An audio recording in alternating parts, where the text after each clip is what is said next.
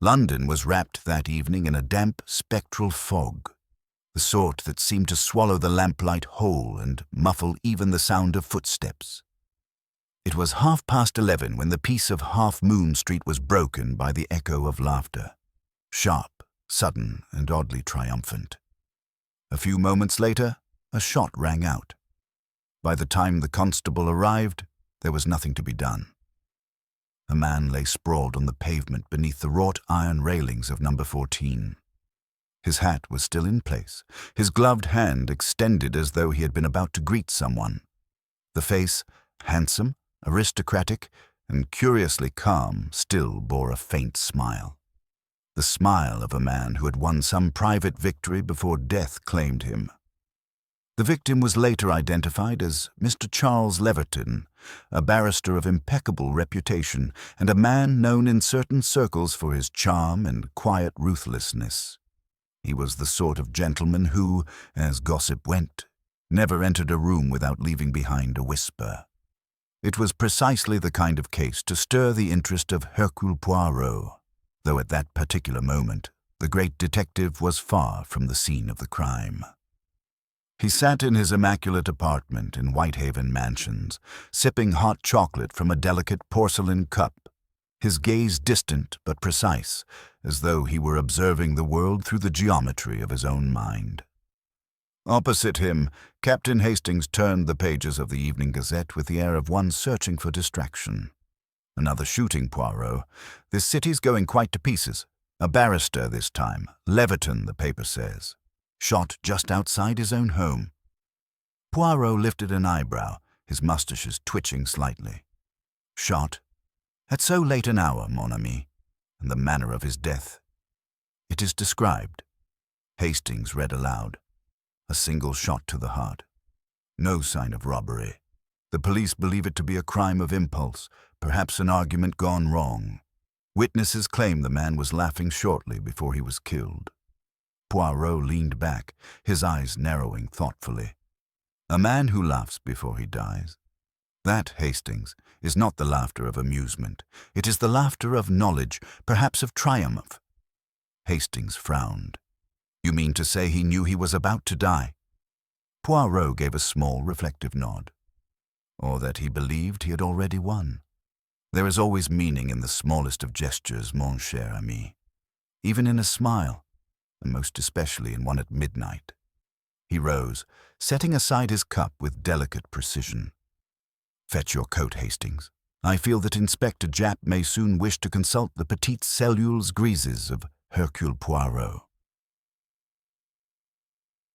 By the time Poirot and Hastings arrived, the fog had grown thicker, curling about the lamplight like pale silk. The police had cordoned off the street, and the figure of Inspector Japp stood at the edge of the scene, his hat pulled low and his expression grim. "Evening, Poirot. Thought this one might draw you out," Japp said dryly as he turned. "One shot, clean through the heart, no weapon found, no sign of struggle. Fellow was still smiling when we found him." Poirot inclined his head. "You have a gift, my dear Japp, for understatement. The man's expression, it remains unchanged." Japp nodded to the constable, still there, as if he died mid-laugh. Poirot knelt by the body, his eyes sharp, scanning not for fingerprints or footprints, but for something subtler, the logic of human intent. He noted the untouched gloves, the absence of any struggle, the faint trace of perfume lingering in the air, faintly floral but distinctly out of place in the cold night. "Une femme," he murmured. "There was a woman here." Japp gave a grunt. "Wouldn't surprise me." Leverton was a popular sort with the ladies, and unpopular with their husbands. Poirot's gaze lifted to the railings. "The smile, Japp. It is not of fear nor resignation. It is a smile of irony. Perhaps the last thought of a clever man who realized too late that he was not clever enough." Hastings shivered slightly. "You mean he knew who shot him?" Poirot's eyes gleamed. "Ah, Hastings, you leap as always, but in the wrong direction. I do not yet say he knew, but I say this. He smiled for someone, and whoever saw that smile will not forget it. The following morning, the investigation led to the drawing room of number 14 Half Moon Street, a chamber lined with law books and thick with the scent of tobacco and secrets. There were 5 people present when Poirot arrived. 1. Miss Evelyn Marsh, Leverton's secretary. Pale, efficient, and far too composed for a woman whose employer had just been murdered.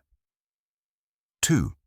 Sir Reginald Farrow, an aging judge, Leverton's professional rival, who had quarrelled with him only days before over a controversial case. 3. Mrs. Lydia Leverton, the widow, elegantly dressed in mourning black, her expression one of cold self-control rather than grief. 4. Mr. Alan Brooke, a young barrister, Leverton's protégé and perhaps his greatest admirer, or his most resentful enemy. 5. Miss Claire Duval, a French socialite who, rumour suggested, was far more than a casual acquaintance of the deceased. Japp introduced Poirot curtly, and the detective offered each of them a polite nod, his eyes sharp and unreadable. Poirot began softly, almost conversationally. Monsieur Leverton was last seen alive at 11 o'clock. Between that hour and the sound of the gunshot, only a few minutes passed. Each of you was either within or near this house, yes? The answers came quickly. Too quickly, Poirot thought. Evelyn Marsh had retired to the study to finish correspondence. Sir Reginald had left after a brief visit. Mrs. Leverton had been upstairs in her room. Alan Brooke had been out on an errand. And Miss Duval claimed she had not seen Leverton since the afternoon. Poirot smiled faintly, his fingers brushing his moustache. So many alibis, and yet so few truths. You will forgive me, mesdames et messieurs, if I prefer to believe no one, at least not yet. He turned to the widow. Tell me, madame, when did you last see your husband alive? Mrs. Leverton's eyes, cold as glass, met his. At dinner. He was in high spirits. He had resolved something, I think. He kept smiling to himself. Ah, Poirot said softly. He smiled even then. As the questioning continued, Hastings noted Poirot's peculiar focus, not on what the suspects said, but on how they said it. The hesitation before a word, the shift of a hand, the glance quickly averted. Poirot listened as if he were tuning an orchestra of lies, hearing each false note with perfect pitch. When they left the house, Hastings ventured, "You've an idea already, haven't you, Poirot?" Poirot gave a small shrug, his eyes glinting with satisfaction. An idea, yes, but a very small one. The smile, Hastings. The smile is everything. It will tell me who killed Charles Leverton and why he died laughing. He paused at the gate, his silhouette sharp against the thinning fog. It was not a crime of passion, nor of hatred. It was a crime of amusement. Hastings blinked. Amusement? Poirot smiled faintly. Yes, mon ami. Someone smiled at him first, and he smiled back.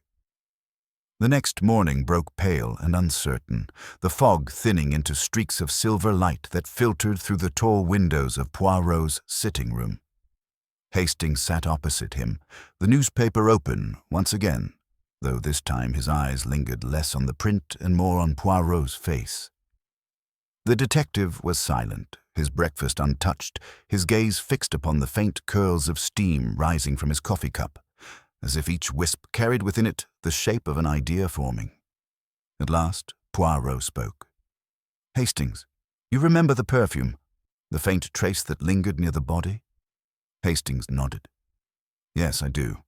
Sweet, a little heavy. Expensive, I'd say. Just so, said Poirot. A scent like that does not belong to the London fog.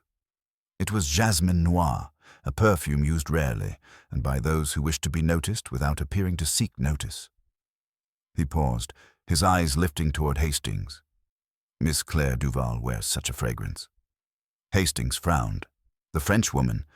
Japp said she was seen near the theatre that night, didn't he? Poirot smiled faintly. Yes, yes. So she says. And so it was told.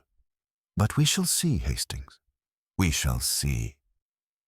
By noon they were back in Half Moon Street, the mood inside number 14 heavier than before. The widow, Mrs. Leverton, received them in a black satin gown that gleamed dully in the subdued light of the drawing-room. She was seated perfectly upright, her gloved hands resting on the arm of her chair, the picture of control. Yet Poirot noticed, the single tremor when she lifted her cup of tea, the brief tightening of her lips at the mention of her late husband's name. "Madame," Poirot began gently, "you tell us that your husband dined with you at 8, yes? That he was in good spirits?" She inclined her head slightly. "That is correct, Monsieur Poirot." "He spoke of having resolved something?" "Yes. He did not say what, but I thought it concerned a case he was working on. He was always very private with his affairs." Poirot leaned forward. "Private, yet amused. Forgive me, madame, but it seems strange that a man who has solved his problem should then walk into the night alone, only to meet his death smiling." Her eyes flickered, only for an instant. "I cannot explain that, monsieur. My husband was a complex man." Poirot nodded gravely. "Ah, yes. The complexities of the human heart, madame. They are endless." He rose smoothly. "One more thing, if you please. Did your husband receive any visitors after dinner?" There was the faintest hesitation before she replied. "I heard voices in the hall around 10, perhaps later. A woman's voice. I assumed it was Miss Duval, but I did not go down." Poirot's eyes sharpened. "You assumed it was Miss Duval?" "Yes. Charles often entertained her here. I heard laughter, low and rather intimate." Poirot inclined his head in thanks, but as they left the room Hastings murmured, "So she was there. That ties it neatly enough, doesn't it?" "Neatly, Hastings?" "No. It ties nothing at all. The Lady Duval denies being here. The widow assumes she was. But assumptions, my friend, are the ghosts that haunt logic. We must speak to the lady herself." They found Miss Duval later that afternoon in her small but elegant flat near Grosvenor Square. She greeted them with an air of effortless charm, dark eyes bright, her black dress striking in its simplicity. The faint scent of jasmine hung in the air like a whisper of the night before. "Monsieur," she said, with a graceful incline of her head, "you come about poor Charles. I'm heartbroken, truly." Poirot bowed slightly. "We do not doubt your sorrow, mademoiselle. Yet we must understand his final hours. You were seen near his home that night." "Seen?" Her eyebrows rose delicately. "Impossible. I was at the Grafton Theatre. You may ask anyone there." "Ah," Poirot murmured. "But tell me, when did you leave the theatre?" "A little before 11. I was tired. I walked home. Alone." "Alone?" "Yes." Poirot's gaze rested gently on her face, then moved to the small table beside her, a silver cigarette case engraved with the initials CL. He reached toward it. "A gift, perhaps?" She smiled faintly. "Yes, from Charles. A token of friendship." "Of friendship," Poirot repeated softly. He turned it in his hand, noting the faint smudge of black powder along the hinge. He said nothing, only returned it with a polite nod. As they left, Hastings exhaled. "She's lying, Poirot. You saw her flinch when you mentioned the time. She was there." Poirot's voice was calm. "Perhaps, but she is not the only one who lies. There is a false note in this little symphony, Hastings. Someone plays two melodies at once, and only one is true." They stepped out into the fading light, the fog beginning once more to creep through the streets. Poirot paused, looking back at the house. "The smile, Hastings," he said softly. "It grows clearer. The man smiled because he recognized the face before him, and yet he was surprised. Imagine, mon ami, to greet death as though it were an old acquaintance who arrived uninvited." He turned away, his expression unreadable. "Tomorrow we speak to the secretary. I believe Miss Marsh knows which guest Charles Leverton expected that night, and perhaps why he smiled. The next morning brought a cold drizzle that blurred the windows of Whitehaven mansions and filled the air with the faint scent of damp stone. Poirot was already immaculate and alert, his tie perfectly aligned, his mustaches as symmetrical as a pair of drawn sabers. Hastings, nursing a second cup of coffee, could not help but notice the detective's peculiar stillness, the kind of thoughtful quiet that meant some small but vital idea had begun to take shape. "We shall visit Miss Marsh today," Poirot announced at last, setting down his cup. "The efficient secretary. It is always the efficient ones, Hastings, who notice everything and say very little." Hastings reached for his hat. "You think she knows more than she's told us?" Poirot's eyes gleamed. "I know she does. The question, mon ami, is why she keeps silent. It is not fear. No, it is something more delicate. Loyalty, perhaps, or shame. And such emotions, Hastings, are often the seeds from which murder grows." By the time they reached number 14 Half Moon Street, the rain had turned to a fine mist, wrapping the street in a shroud of pale grey. Inside, the atmosphere had shifted. The servants moved with hushed anxiety, and the widow, though composed, had retreated upstairs and refused to see anyone. Miss Evelyn Marsh received them in the study where she usually worked, a room lined with files and law journals, the desk neat to the point of severity. She rose when they entered, her expression calm, though her eyes flickered briefly toward Poirot before settling again. "Inspector Japp told me you might call, Monsieur Poirot. Please sit." Poirot inclined his head. "Merci, mademoiselle. You were most kind to spare us your time. It will not take long." She folded her hands. "Of course." Poirot glanced around. "You worked closely with Monsieur Leverton, I think. You must have known his moods well?" "I did," she replied quietly. "He was demanding, but fair, precise to a fault. He expected from others the order he kept himself." "Ah," Poirot said approvingly, "a man after my own heart. And yet that evening he was not quite himself."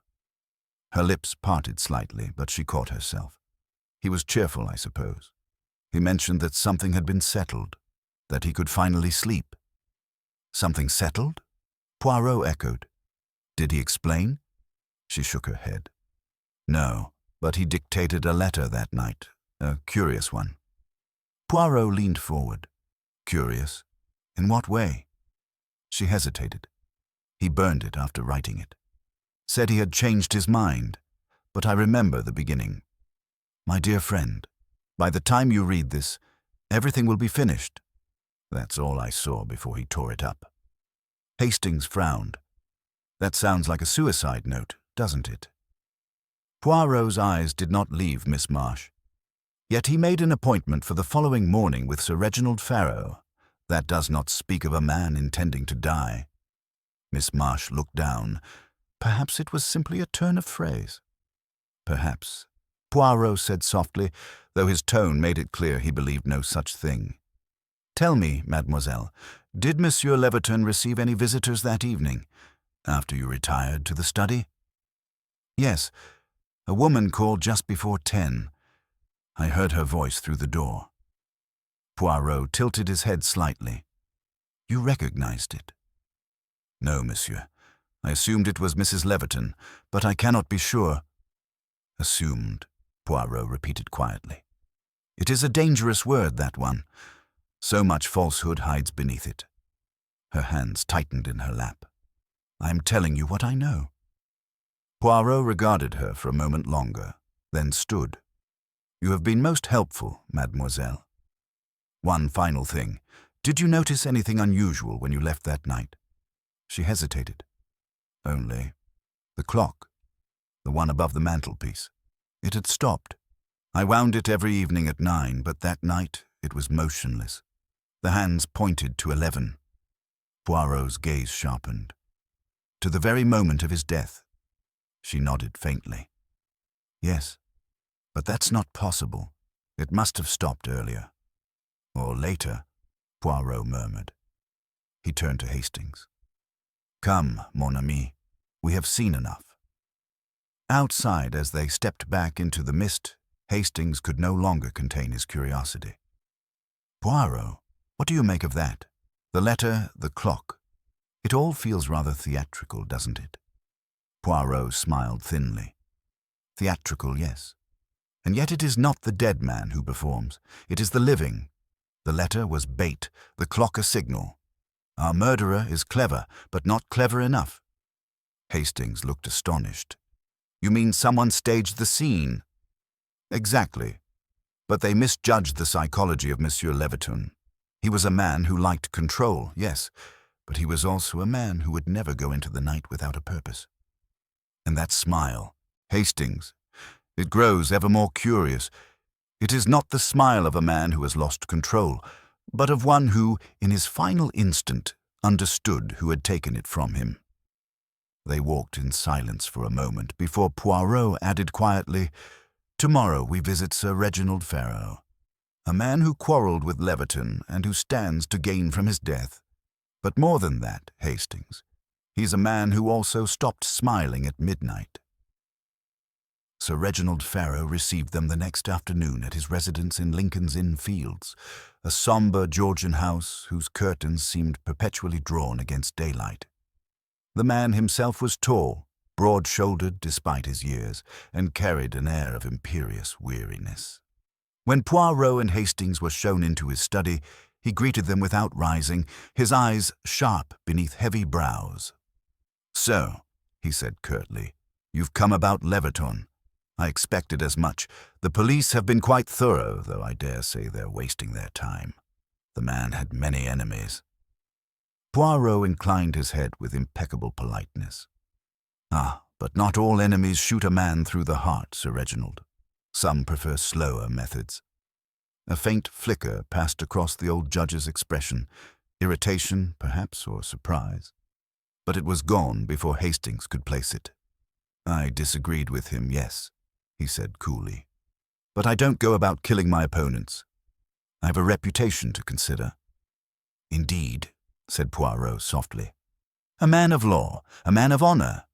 Yet 2 days before his death, you and he exchanged harsh words in court. That was professional, Ferraux snapped. Leviton made a fool of himself defending a scoundrel. I told him so.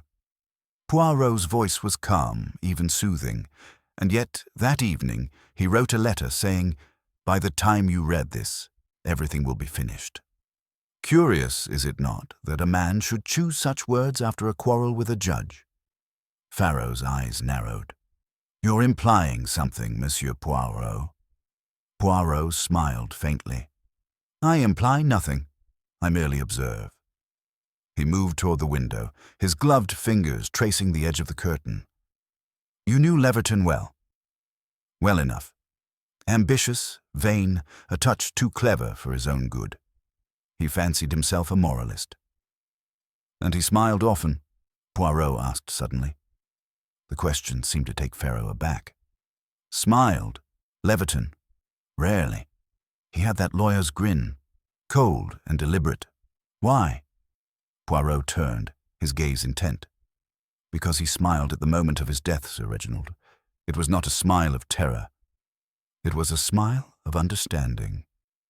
For the first time, the old man's composure faltered. You think he knew his killer? I think, Poirot said quietly, that he had just discovered a truth. And perhaps, for a man such as Leviton to understand, even in death, was a kind of victory. Ferraux studied him for a long moment, then gave a short laugh. You detectives are all philosophers. If he smiled, it was probably because he was a damned fool. Poirot inclined his head again. Then you will not mind if I inquire where you were at 11 o'clock that night. In my club, Ferraux said without hesitation. The Empire. I dined there and stayed past midnight. You may ask the porter if you doubt me. Poirot smiled approvingly. I never doubt, Sir Reginald.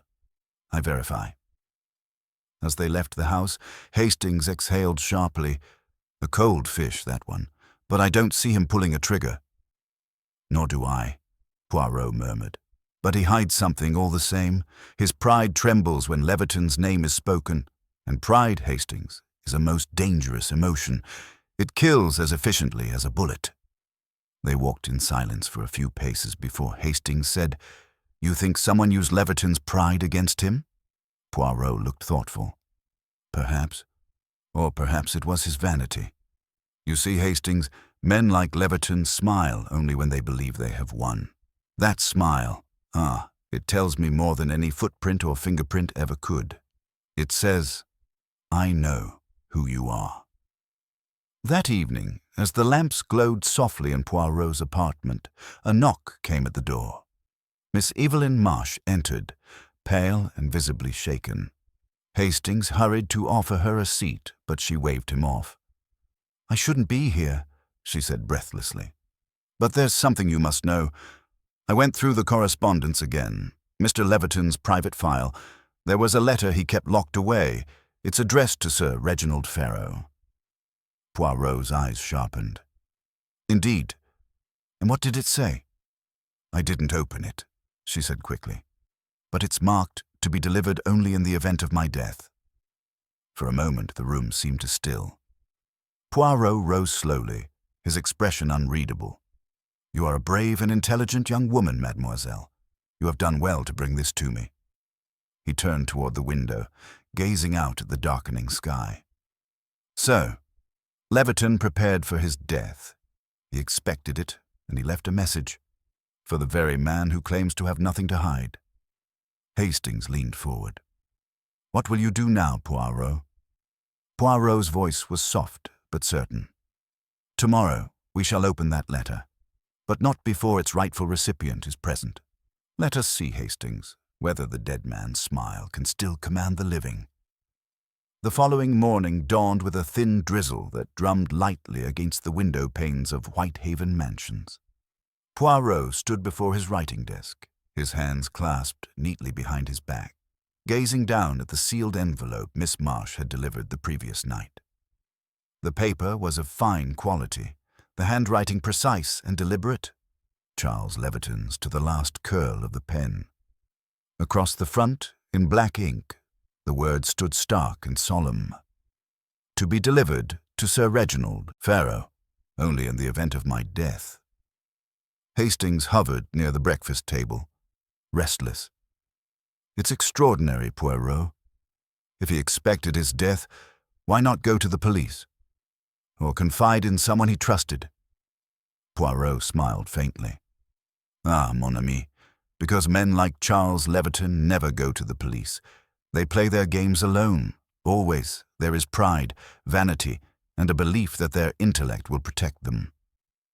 He turned the envelope delicately between his fingers. But this was his insurance. He left behind the truth, wrapped in words. A knock came at the door. It was Inspector Japp, brisk and businesslike, his coat damp from the rain. "Morning, Poirot. I hear you've got something that might blow this case wide open." Poirot gestured gracefully toward the envelope.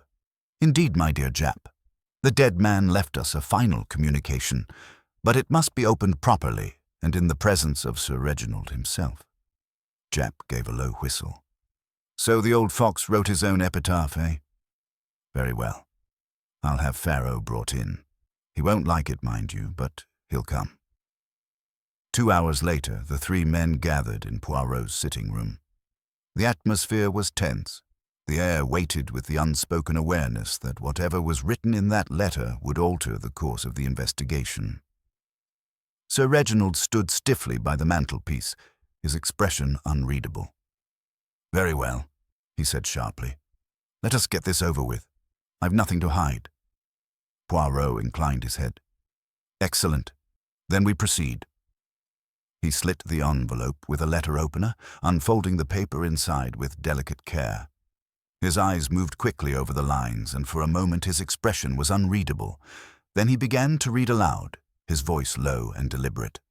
"My dear Ferraux, if you are reading this, it means I am dead, and not by my own hand. You will understand why I write only now. Our case, the one which divided us, was not merely professional. It touched upon an older matter, one you believed buried, the trial of Henry March. I've discovered what you concealed, and I hold proof of it. You perverted justice to protect your own reputation. I do not yet know how far your guilt extends, but I intend to find out. If anything should happen to me, it will not be forgotten. The truth will follow you, as it has followed me." Poirot lowered the letter, the silence that followed heavy as stone. Hastings stared at Sir Reginald in disbelief. Japp's eyes gleamed with sudden sharpness. So that's it. The judge had a scandal buried in his past, and Leverton found it. That's a motive clear enough for me. Sir Reginald's face had gone pale, though his voice, when he spoke, was still steady. "This is nonsense. March was a criminal. The case was justly decided. If Leverton found anything, it was a phantom of his own ambition." Poirot's gaze did not waver. "And yet, you quarreled with him 2 days before his death. You knew he held evidence. You stood to lose everything, your career, your name, your position." Farrow's lips thinned. "You think I shot him then? In the street? Ridiculous. I was at my club, surrounded by witnesses. Check your facts, Inspector." Japp gave a reluctant nod. "He's right about the alibi. The porter confirms he was there from 10 until well past midnight."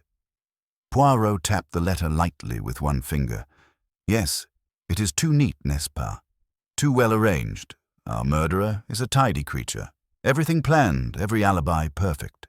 But perfection, Hastings, is itself a flaw." Sir Reginald gave a cold smile. "Then perhaps you should look elsewhere, Monsieur Poirot. There are plenty of people who disliked Leverton, women, rivals, even his own staff." Poirot bowed slightly. "Indeed, Sir Reginald.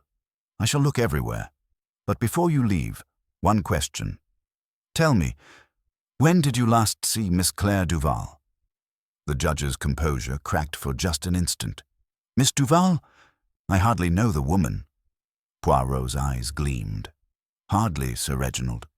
Yet she visited your chambers 3 weeks ago, on the very day Leverton reopened the March case in the press. She said she came about a translation, but there are no records of such work. I find that curious, do you not?" Farrow's voice hardened. "You've been prying into matters that do not concern you." "On the contrary," Poirot said softly, "they concern you very much.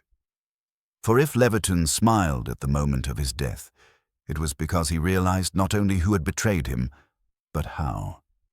He died knowing the game had been played twice, and by 2 players who believed themselves unseen." Sir Reginald gave no reply. He turned sharply toward the door and left without another word. When the sound of the door closing faded, Hastings exhaled. "Good Lord, Poirot. You think he and Miss Duval?" Poirot raised a hand. "Shh. The truth, Hastings, comes in delicate steps. Tomorrow we shall hear what Miss Duval has to say when confronted with the letter, and then, perhaps, the smile at midnight will at last make sense." The next afternoon brought with it a thin, cold light that seemed to drain the color from everything it touched. Poirot, ever precise, had arranged for Miss Claire Duval to visit his apartment at 3 o'clock. The sitting room had been ordered to his liking, curtains drawn halfway, chairs arranged in a semicircle, the fire glowing steadily. It was a setting, Hastings thought, that seemed designed not merely for conversation, but for revelation. Poirot sat at ease, fingers steepled, eyes half closed as if already anticipating the confession he would draw forth. When Miss Duval arrived, she was dressed in dark green, her manner graceful, but guarded.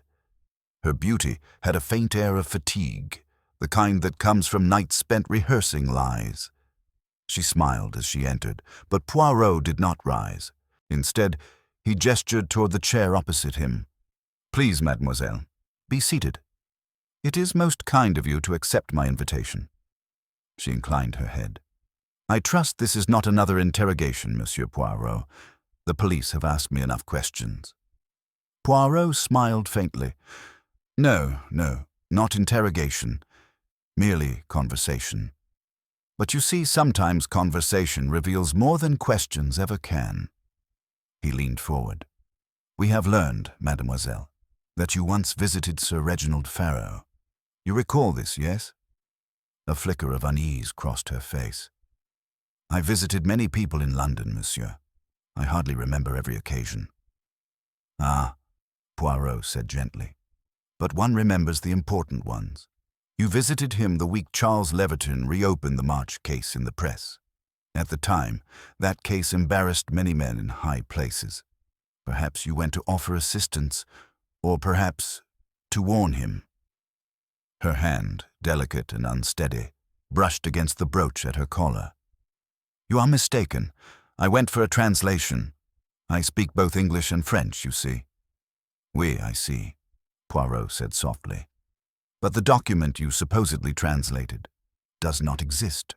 There is no record of payment, no correspondence. And yet your perfume was detected on the very night of the murder. You told us you were at the theatre, and yet you were not.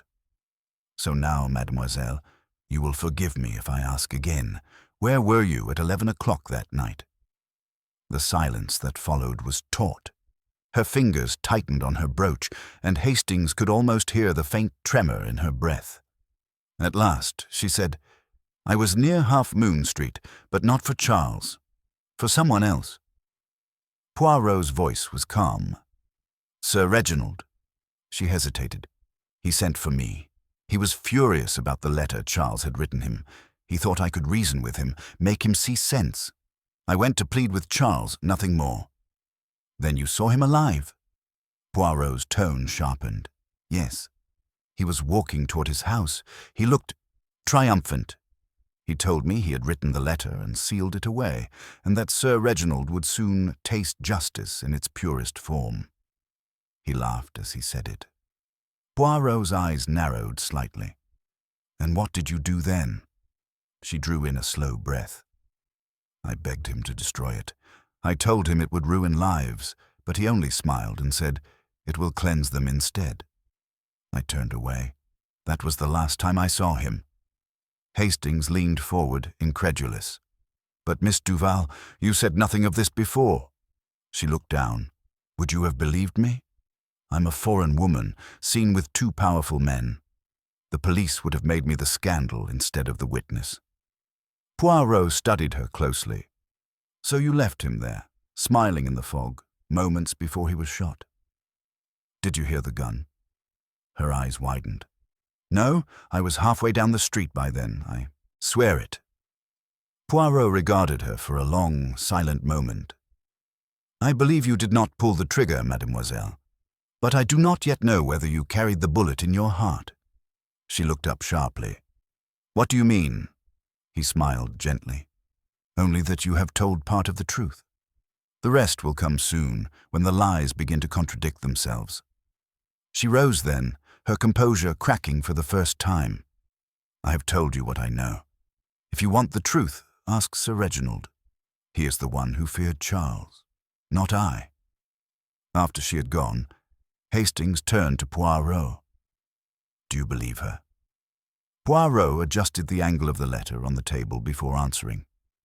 I believe she told the truth about her fear, but not its cause.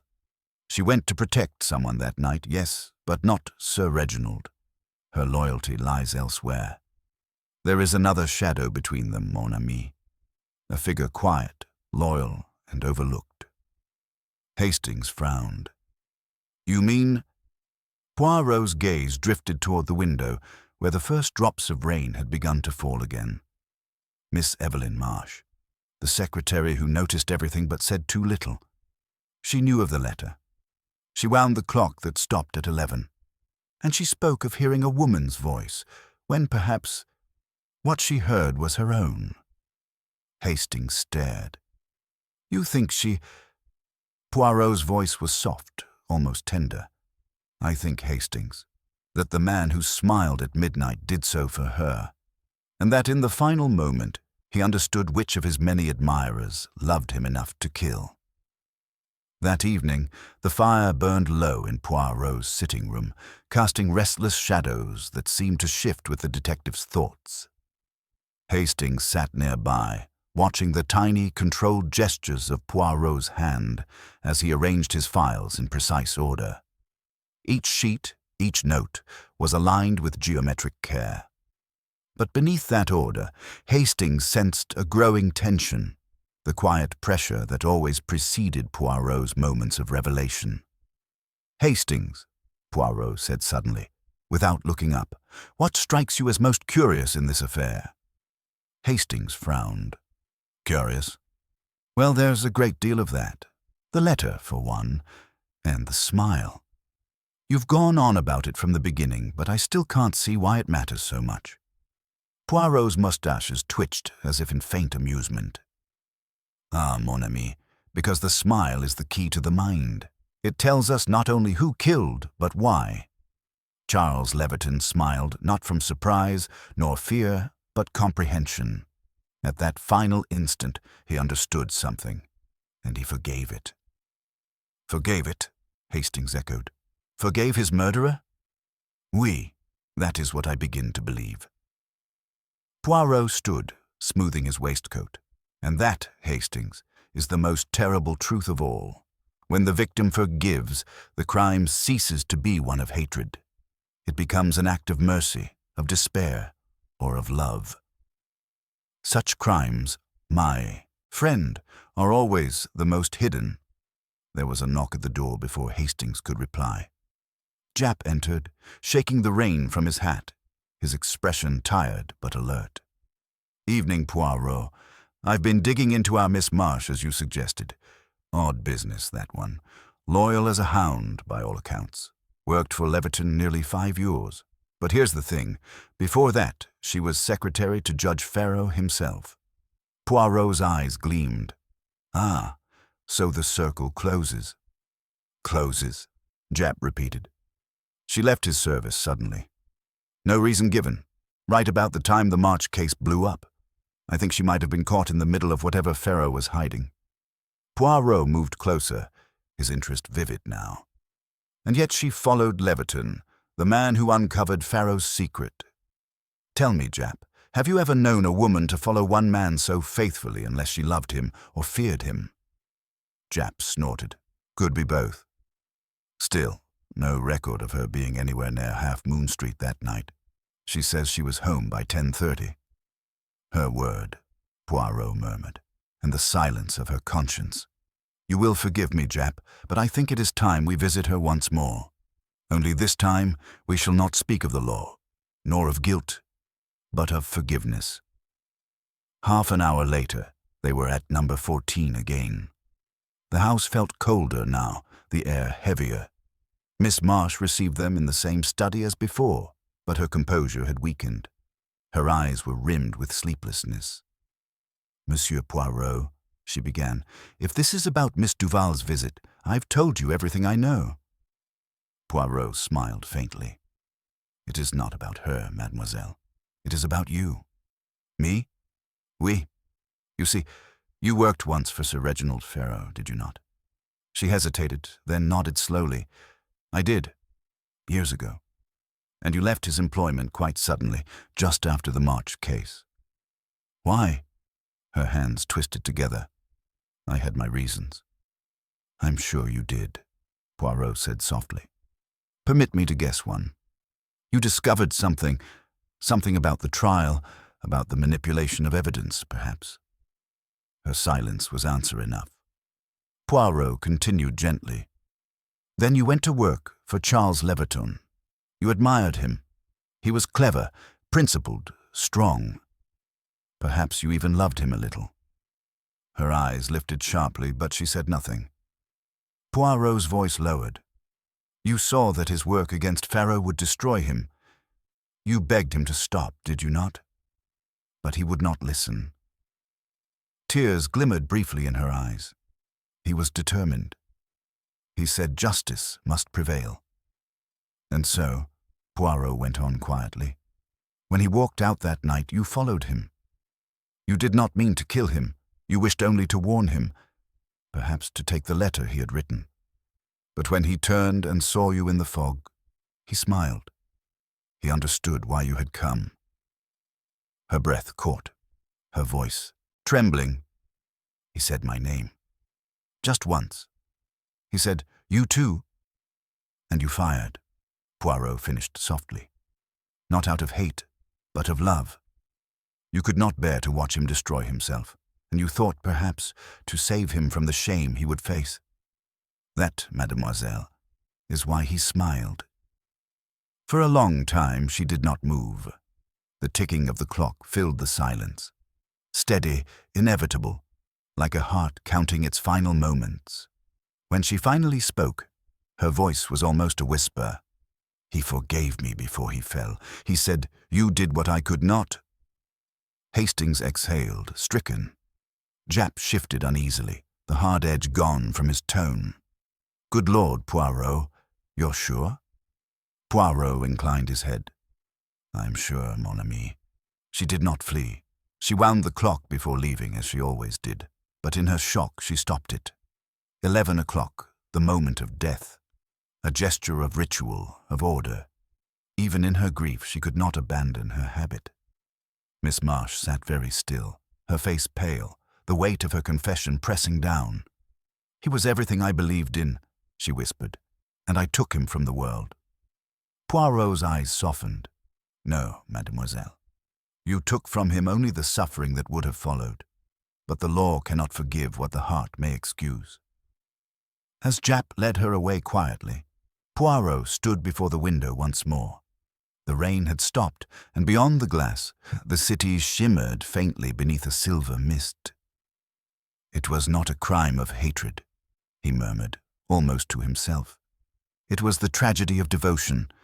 The man smiled at midnight because he died understanding, perhaps even at peace."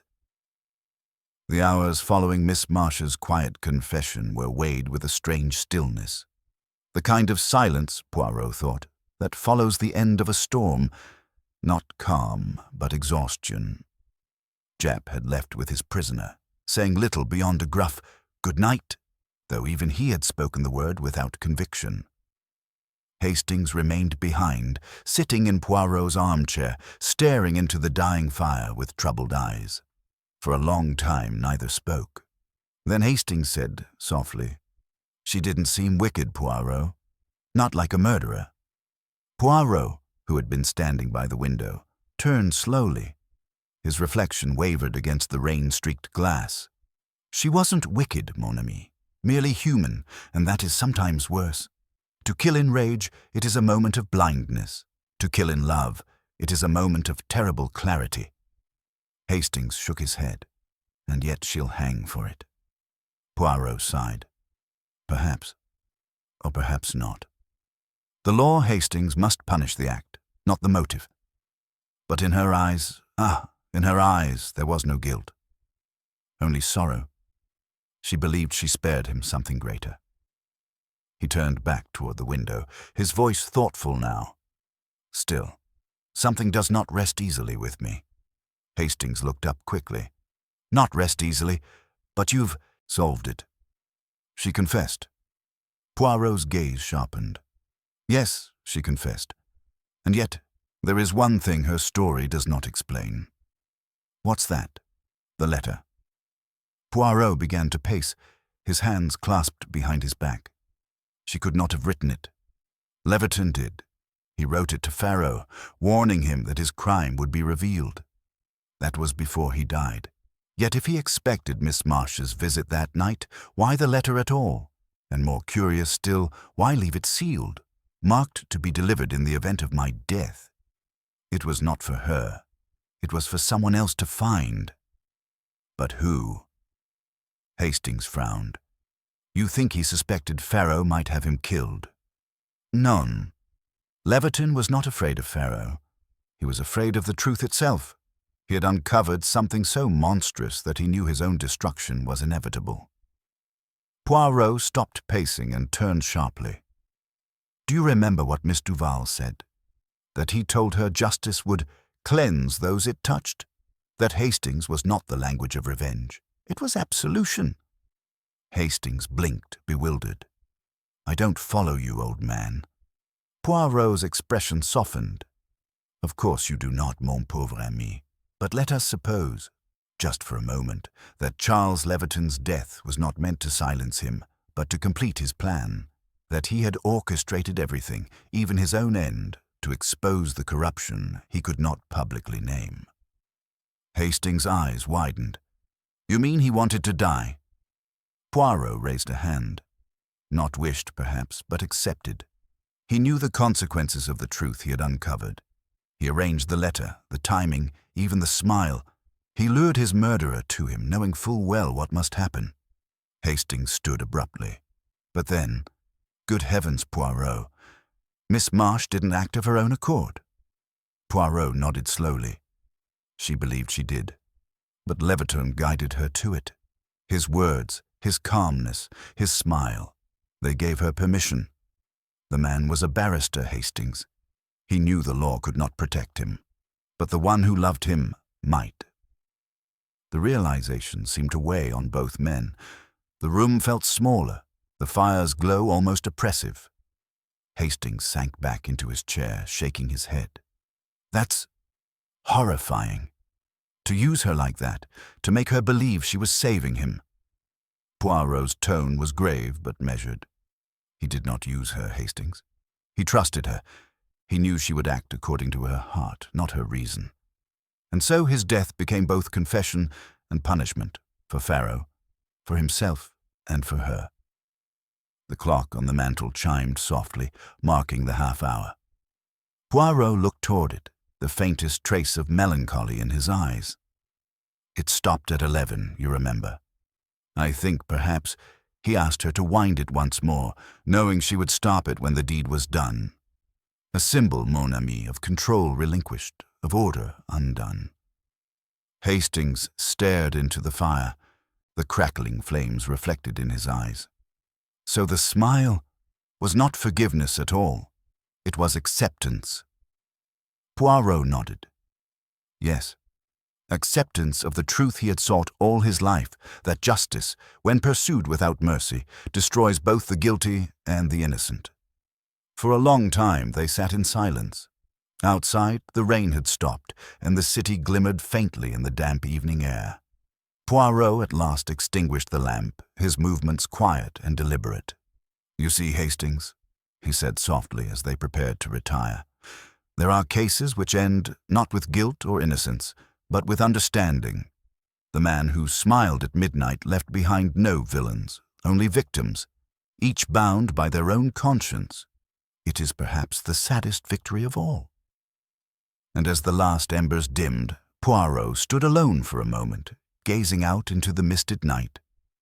Somewhere far below, a clock struck 12, and he murmured to himself, almost tenderly, "Mon pauvre Charles, you played your final move well."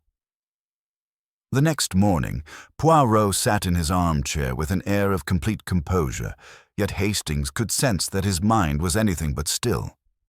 The detective's fingers traced the edge of the letter one last time, as though feeling for something the eye could not see. Outside, the city was pale with dawn mist, and the faint sounds of early carriages drifted through the open window.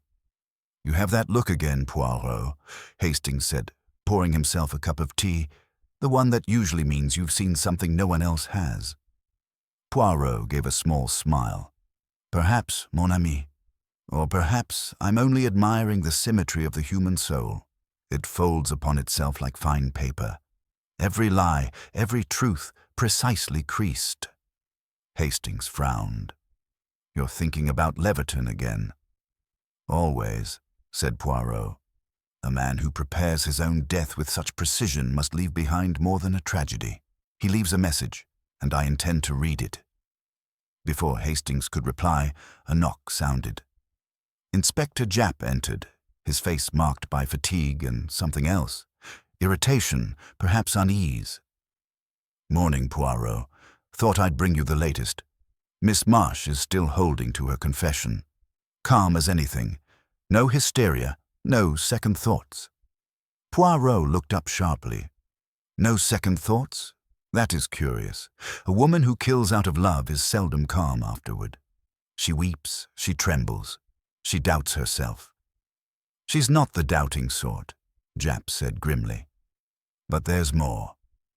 We searched her flat this morning. Found something you'll want to see. He produced a folded slip of paper from his pocket and handed it to Poirot.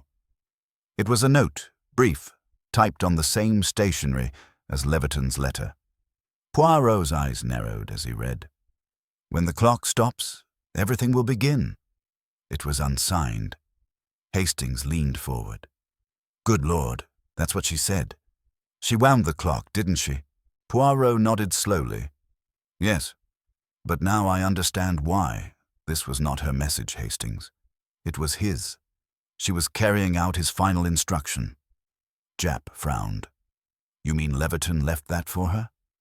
Exactly. The phrasing, the rhythm. So precise, so deliberate. He orchestrated every movement, every reaction. The stopping of the clock, the delivery of the letter, even her confession, all part of a single performance. But for whose benefit? Poirot tapped the note gently. There remains an audience, Japp. Someone who still plays their part. Japp scowled. You're not suggesting. I suggest nothing, my friend. I observe. Poirot rose suddenly. You will come with me to Lincoln's Inn.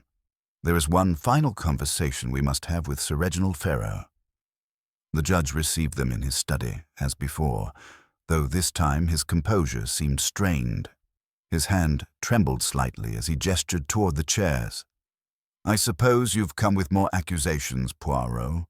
I warn you, I've tolerated enough of your insinuations. Poirot sat, unruffled. But of course, Sir Reginald. I'm here not to accuse, but to clarify. You see, the letter that Leviton wrote. It was addressed to you, yes, but it was never meant for your eyes alone. Farrow's eyes narrowed. What are you implying? That it was meant to be read publicly, Poirot said softly. Leviton intended the truth about your past to emerge after his death. He trusted Miss Marsh to bring the letter to light, knowing she would act as both messenger and martyr. But someone, intervened. The judge's jaw tightened. You're grasping at air, Poirot. Am I? Poirot leaned forward, his gaze sharp. The night Leviton died, you were at your club, yes, surrounded by witnesses. But before that, you made a call to his house. The exchange records confirm it. You spoke with Miss Marsh. Farrow's face froze. That's absurd. Poirot continued, his voice almost tender now. You told her to stop him. You warned her that he would destroy himself and others. You knew her devotion would drive her to act. In that moment, Sir Reginald, you made her your weapon. And when Leviton smiled in the fog, it was because he understood exactly what you had done. The color drained from the old man's face. His hand gripped the arm of his chair. You have no proof. No, Poirot said quietly. Only reason. You hid behind law and reputation, just as Leviton hid behind justice and pride. Between you both, you made her a victim. The difference is, he accepted his punishment. You have not. Farrow's composure broke then. He stood abruptly, his voice trembling with anger, or perhaps fear. You think you understand, but you know nothing. He ruined everything I built. He would have dragged us both down. Us, Poirot repeated softly. Yes. He knew you, and you knew him too well. Two men who loved order more than truth, but order, Sir Reginald, once broken, cannot be restored. It can only be atoned for. The silence that followed was long and heavy. When Japp finally spoke, his voice was rough. You'll have to come with me, Sir Reginald. We'll sort it properly at the yard. As they left, Hastings walked beside Poirot, his voice low. You think he'll confess? Poirot smiled faintly. He already has, Hastings, with every word he tried not to say. They stepped into the damp afternoon, the air cool and still. Poirot adjusted his hat, looking out at the grey street ahead. The curtain falls, mon ami. The man who smiled at midnight was not only Leviton, but justice itself. Smiling, because at last it was complete. That evening, the fog had returned, thicker now, curling around the lamplights in ghostly halos that seemed to smother the city's sound and colour alike. Poirot and Hastings walked slowly back from Scotland Yard, their footsteps echoing faintly along the slick pavement. Neither spoke at first.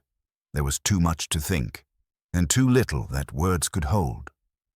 Finally, Hastings broke the silence. "So it's over, then," he said quietly. "Pharaoh's finished. Jap said he'd broken down completely after we left. Confessed to manipulating the March trial, to blackmail, to everything." Poirot nodded without looking at him. "Yes, mon ami. Everything that concerned the law, but not what concerned the heart. That part, I fear, he will never confess. It is the one thing he cannot admit even to himself, that he used love as a weapon." Hastings frowned. The collar of his coat turned up against the damp. "You mean Miss Marsh?" "I mean them all," Poirot replied softly. "Leviton, Pharaoh, Miss Marsh. They were bound together by pride and affection, by devotion and deceit. Each of them tried to preserve something noble, and each destroyed it in the process." They reached the steps of Whitehaven Mansions, the faint hum of the city still lingering in the air. Poirot paused before unlocking the door, glancing up at the hazy glow of the streetlights. "It is curious, Hastings, how justice comes not as thunder, but as silence. When truth is revealed, there is no triumph, only the faint echo of what might have been." Inside, the warmth of the apartment wrapped around them, though it seemed to Hastings that the room felt emptier than before. Poirot hung up his hat and coat with meticulous care, then crossed to the mantel where the clock ticked evenly, a sharp contrast to the broken one from Half Moon Street. He adjusted its position by half an inch, then stepped back, satisfied. "Do you remember, Hastings," he said, "how Miss Marsh described the clock stopping at 11? The precise moment of death?" "Yes," Hastings replied. "You said it was symbolic, of control lost." Poirot smiled faintly. "Yes, but it was also something more. Leviton's world, his life, was ruled by time, by precision, order, and routine. The stopped clock was his signature, his last act of defiance against chaos. In the end, even as he died, he ensured that his own death would keep perfect time." Hastings stared into the fire, uneasy. "You make it sound as if he orchestrated every detail, right down to his last breath." "Perhaps he did," Poirot said softly. "Men like Leviton are not killed. They compose their own endings. They guide others' hands while convincing them they act alone.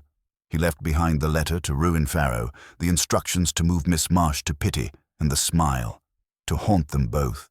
Each gesture, each word, exactement calculé. And yet," he trailed off, his gaze distant. Hastings waited, sensing the unfinished thought. "And yet," Poirot continued, "there was one thing he did not control.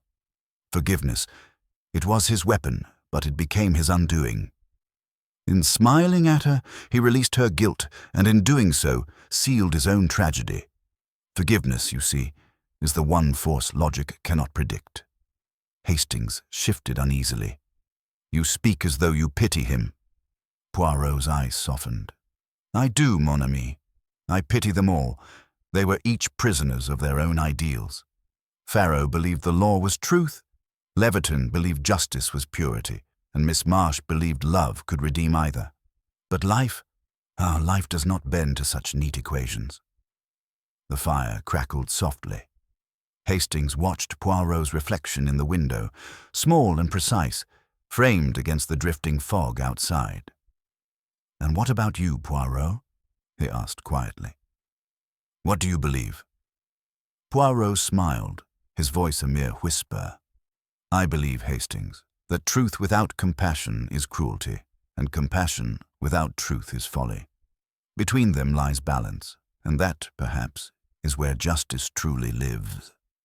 For a long while they sat in silence, the clock's steady rhythm marking the passing minutes. Then Poirot reached into his pocket and withdrew the folded note Japp had found that morning, the one with Leviton's cryptic message. He smoothed it out on the table, reading it once more in the dim light. "When the clock stops, everything will begin," he murmured. So poetic, so deliberate. But what began, I wonder? For him? For her? He looked up at Hastings, his expression unreadable. "You see, my friend, the clock never truly stopped. It only moved to a different rhythm, one written in the hearts of those who survived." Hastings nodded slowly, though he did not fully understand. Poirot's tone had grown quieter, almost wistful, as if he were speaking less to his companion and more to the ghost of the man who had smiled in the fog. At last Poirot stood, brushing a speck of ash from his sleeve. "And so, Hastings, our work here is done. The case is closed, the players revealed, and the curtain falls. But remember this. There is no greater mystery than the human soul, and no case so neatly solved as the one that ends in silence." He turned off the lamp, leaving only the fire's faint glow to light the room. Outside, the fog thickened once more, swallowing the city whole.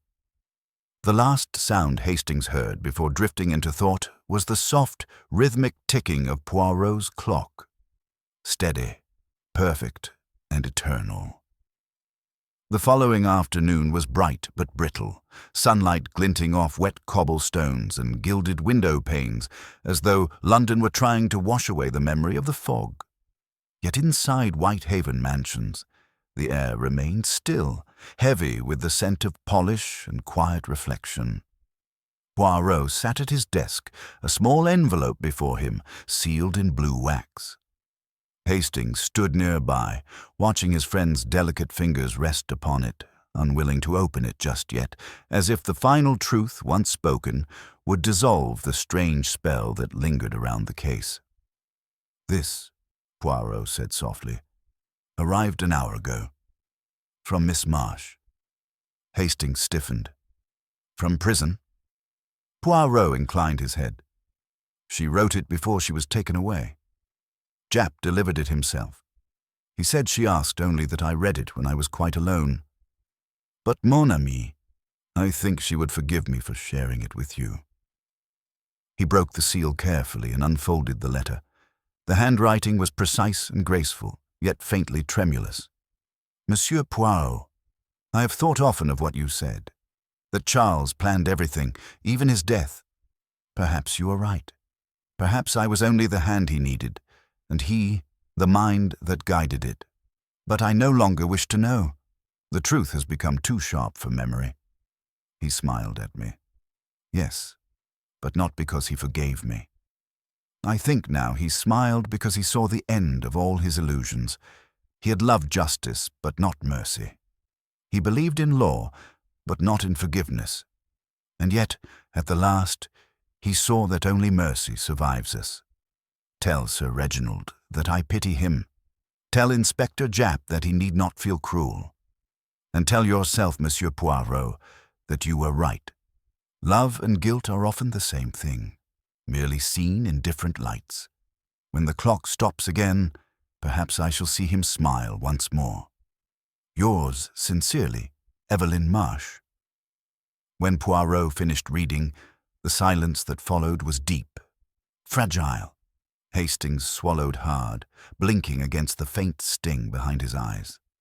"Good Lord," he said at last. "It's tragic. She doesn't even try to defend herself." Poirot's voice was low. "She does not need to. The truth as she wrote is already too sharp for memory. It cuts through everything else." He folded the letter gently, then tucked it into the pocket of his waistcoat. "There will be no trial, Hastings. Sir Reginald's confession is complete, his resignation already in the papers. He will spend his remaining years seeking the penance he once denied others. And as for Miss Marsh..." He paused. his gaze distant. She will not live to see the year's end. Her heart is weak. The doctors are certain. Hastings looked away. So that's it. Everyone's punished one way or another. Poirot smiled faintly. Punished? No, mon ami. Balanced. The scales of fate. They never err, only delay. He stood then, moving toward the window. Outside, the last of the fog had lifted, and the Thames gleamed pale and cold in the distance. His reflection shimmered faintly on the glass, small, neat, self-contained. You see, Hastings, the case was never about the murder itself. It was about control. Each of them believed they could direct life as they directed others, but life, mon cher, will not be ruled by human logic. It laughs, yes, just as Charles Leverton laughed at midnight. Hastings frowned. You mean that smile again? You've never explained it fully. Poirot turned, the faintest spark of amusement lighting his eyes. Ah, but I have, Hastings. You simply have not noticed. He smiled because, in that instant, he understood everything. The game was finished. The lies, the secrets, the pride, tout cela, unmasked in a single glance. He saw Miss Marsh's face, saw the pistol in her hand, and realized the perfect irony. He had forced the world into truth, and truth had come wearing the face of love. Hastings shook his head slowly. It's a dreadful way to find peace. Indeed, Poirot agreed. But peace it was, all the same. He walked to the mantel and straightened the clock there, his own clock, which ticked in perfect rhythm. For him, time stopped at 11. For me, it continues. But perhaps, Hastings, when one's work is done, when one has seen the world's follies laid bare, time should stop. One should smile and step aside. Hastings regarded him with sudden alarm. You sound almost melancholy, Poirot. That's not like you. Poirot laughed softly, the sound precise and controlled. Do not fear, mon ami. I shall not retire to my grave with a smile. Not yet. There are still so many fools in the world, and they need my guidance. Hastings managed a weak grin. Well, I'm sure you'll keep the rest of us in line, too. Naturellement, Poirot said with mock solemnity. He reached for his cup, now gone cold, and raised it as though in a quiet toast. To Charles Leverton, the man who smiled at midnight. May his final gesture remind us that the greatest mysteries are not written in blood, but in the human heart. The clock ticked steadily on. The fog outside had lifted completely now, leaving behind only light and the faint sound of the city breathing again. Poirot set down his cup, perfectly centered upon its saucer, and murmured, almost to himself, and thus it ends. Not with triumph, not with tragedy, but with understanding. C'est la justice, enfin. And with that, Hercule Poirot turned back to his desk, opened his notebook, and began, with neat precision, to write the final line of his report. Case concluded. The crime, one of mercy. The weapon, love. The verdict, inevitable.